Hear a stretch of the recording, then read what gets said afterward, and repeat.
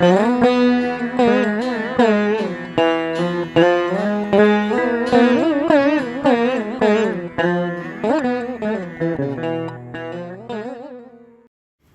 ஸ்ரீ ஏழுமலையானே போற்றி போற்றி. அன்பு எனும் அருள் ஆற்றல் இப்பிரபஞ்சம் முழுவதும் நிறைந்துள்ளது. ஒவ்வொரு உயிரினங்களும் அன்பின் வெளிப்பாடே. ஓம் எனும் ஓசையினை ஆற்றலாய் உள் ஏற்கும் உயிர்கள் தீர்க்கமாய் இயங்குகின்றன. படைத்தலும் காத்தலும் இப்பிரபஞ்ச இயக்கத்தின் மூல ஆற்றலாகும். அறிவு என்பது பிரபஞ்ச சக்தியினை பெறுவதற்கு முயற்சிகள் மேற்கொள்ளும். மனிதர்களின் அறிவே சக்தி வாய்ந்த கருவியாகும்.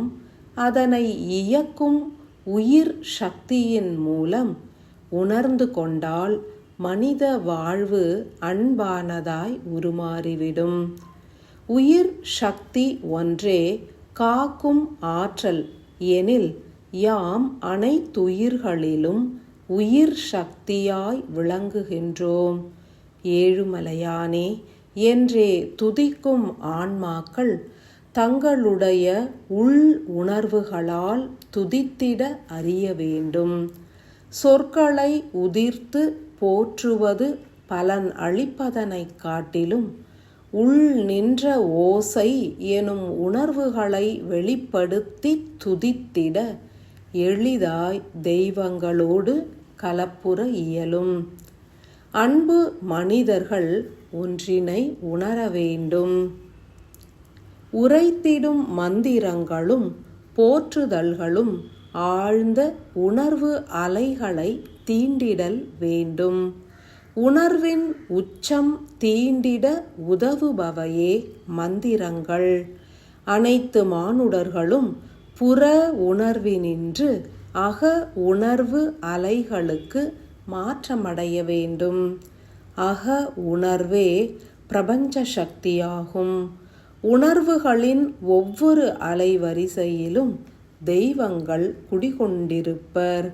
மானுடர்கள் அக உணர்வுகளை தூண்டி தெய்வங்களின் அலை வரிசையினை பற்றிடல் வேண்டும்.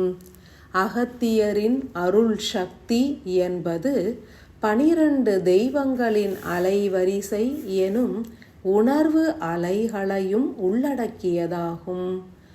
குருவாக எண்ணி பூஜிக்க குரு சக்தியும், தாய் தந்தையராய் உணர்ந்து பூஜிக்க படைத்தல் காத்தல் சக்தியும் உடலில் பிரவாகம் கண்டிடும்.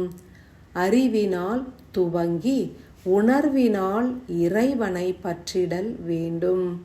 மகா யாகங்கள் யாவுமே அறிவினால் வடிவமைக்கப்பட்டு உணர்வின் உச்சத்தில் இறை தொடர்பினை ஈர்த்து இப்புவிக்கு அருளியது. அதன் மூலம் உணர்வின் ஆற்றலில் ஒவ்வொரு தெய்வங்களும் கலப்புற்று யாகங்களில் பங்கு பெற்ற ஆன்மாக்களின் உடல் முழுவதும் பரவினர்.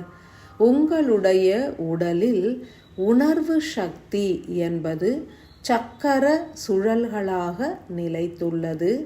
உடற் சக்கரங்கள் வீரியமாய் இயங்க வேண்டும் எனில் பிரபஞ்சத்தில் உணர்வு அலைகளாய் வீற்றுள்ள தெய்வ சக்தியானது நிறைந்திட வேண்டும். அத்தகையதோர் அற்புத நிகழ்வே யாகங்களின் மூலம் ஒடுங்கியே நிகழ்ந்தது. உடற் சக்கரங்களில் 12 தெய்வங்களின் உணர்வு அலைகள் நிறைந்திட்டது.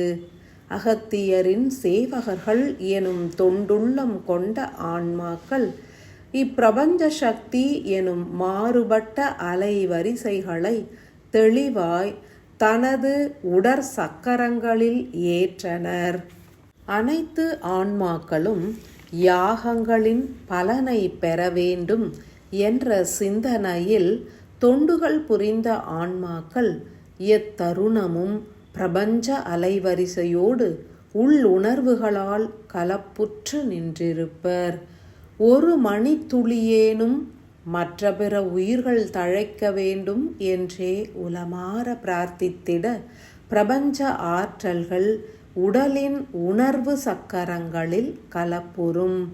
அன்பு சேவகர்கள் 48 தினங்களும் ஆத்ம காயத்ரி மந்திரம் உரைத்து அறிவினை உணர்வு அலைகளாய் உயர்த்தி மானுட குலம் உய்வுற உதவிய காரணத்தினால் இறைவனின் அருளாசியினை பெற்றனர். அன்பாலயத்தின் அன்பு சேவகர்கள் தனித்த உணர்வு அலைவரிசையினை உருவாக்கி இப்பிரபஞ்சத்தில் பிரதிஷ்டை கண்டிடுவர். அகத்தியரின் மற்றுமோர் பரிணாம வளர்ச்சி என்பது 12 தெய்வங்களை உள்ளடக்கிய ஓர் அற்புத உணர்வு அலைகளை உருவாக்கியுள்ளது. அதனை உருவாக்கிட உதவிய மானுட ஆன்மாக்கள் பலன் பெற்றிடுவர். அனைத்து மானுட ஆன்மாக்களும் அகத்தியரின் புதிய உணர்வு அலைகளை உள்ளடக்கிய சக்தி மண்டலங்களை பற்றிடல் வேண்டும். உணர்ந்த ஆன்மாக்கள் பிறருக்கு உணர்த்திடவும் முற்படல் வேண்டும். 12 தெய்வ நிலைகளையும் போற்றி துதித்து மந்திரங்கள் உரைத்து வணங்குவதன் மூலம் அகத்தியரின் அவதாரப்பணி துரிதமடையும். ஒவ்வொரு சக்தியும் ஆதி சக்தியினுள் அடங்கி துரித இயக்கத்தை உருவாக்கும். ஆதி சிவனாரோடு இணைந்து யாமும் காத்தே நின்றிடுவோம். இறை செயல் எனும் மானுட ஆன்மாக்களையும் மற்ற பிற உயிர்களையும் விடுவிக்கும் பணியேற்ற அன்பு சேவகர்களுக்கு கலியினால் தடைகள் ஏற்படாது யாம் காத்தே அருளிடுவோம். சேவைகள் தொடரும் தருணம் உடல் பொலிவுறும், உள்ளம் பேரமைதியினை ஏற்கும், காலம் கனியும், மங்களங்கள் பெருகும். பரிபூரண அன்பு ஆசிகள்.